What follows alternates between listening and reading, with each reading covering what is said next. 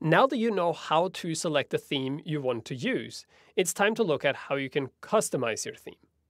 WordPress ships with something called the Theme Customizer, and it allows you to make changes to your theme in real time and see how those changes affect your site before you make the changes public. I want to show you the customizer, but I'm going to do it using the new default theme, 2014.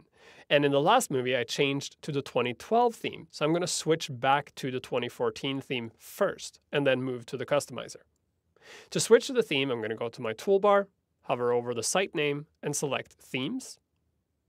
And here you see 2012 is currently active, so I'm going to hover over 2014 and click Activate. Now I can get to the customizer from several different places.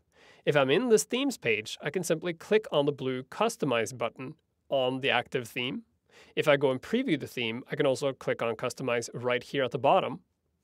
If I'm anywhere else in the admin panel, I can simply go to Appearance and select Customize. And if I'm on the front end of the site, I can hover over the site name in the toolbar and select Customize. All of these different options take me to the same customizer. Like I said before, the customizer allows you to preview changes in your theme live on your site before you save them and make them public. The layout here is pretty straightforward. You have all of the features on the left-hand side, and you can collapse this window if you want to. And then you have the live preview on the right. Starting from the top, you have the theme information under the theme name. Then you have site title and tagline. And here you can actually change the site title and tagline of your site in real time and see what that will do to the site. So right now you see the site title is here and the tagline is directly underneath. So here I can go and say new title, and you see the new title just appear. I can also test to see how far I can go with this. And I can also change the tagline. You'll notice that in some sites, you also have this option, Display Site Title and Tagline. And if you turn it off, you don't display the site title and tagline, and all the content underneath it will shift up. This is especially useful if you choose to switch out the header with a custom header image, maybe with a logo or something, and you don't want to display the site title and tagline underneath and repeat the name of your company or your blog. I'm going to leave it on. Underneath site title and tagline, you have colors.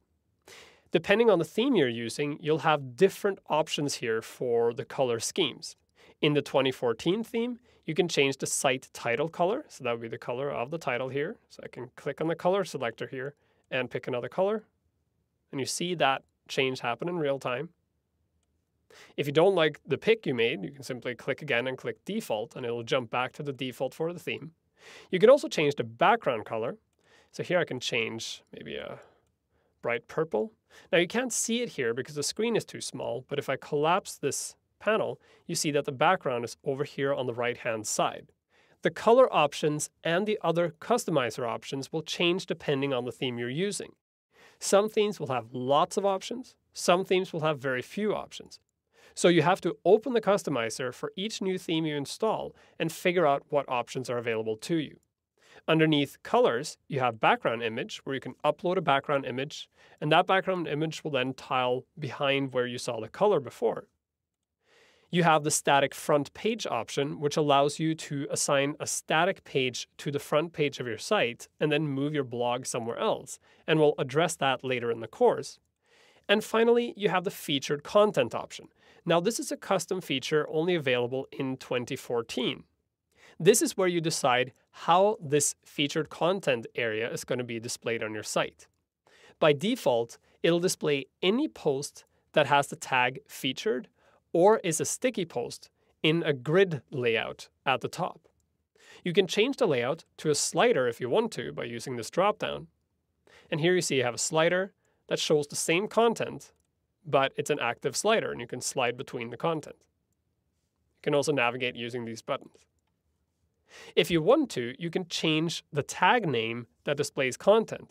So if you don't like the tag featured, but you want to say something like front page instead, you can change the tag name here and then change the tags on your site to make them match. A better example might be if you already have an existing site and you use a specific tag that you feel is the featured tag, and you don't want to change all the posts that have those tags, you can just go in and put that tag here instead, and those posts will automatically appear in this slider or in the grid pattern. The slider and grid pattern will only display 6 posts at the most, and those will be the 6 latest posts or the 6 posts that are also sticky posts. So you have to kind of organize this if you want to make sure that your content displays the way it's supposed to. Underneath the tag name, you can also choose whether or not you want to display the tag on the front end. If you uncheck this, it means people will be able to see the featured tag. If you check it, people won't be able to see the featured tag and follow it. This is because in many cases, you'll use a specific tag like featured to display content in the slider, but the featured tag doesn't mean that these posts have any other relation between each other. When you've made your changes in the customizer and you're happy with them, you can click Save and Publish. If you don't like the changes you see, or you made a mistake, or you want to come back to it later, you can simply click Cancel and nothing happens to the site. The really cool thing is that while you were working in the customizer, nothing actually happened to the site itself. So people visiting the site would never have the experience of you tinkering with the site to make it work or make it look different. All they get is a completely seamless transition between what the site looked like before you used the customizer and then the new customized version that you saved and published from the customizer.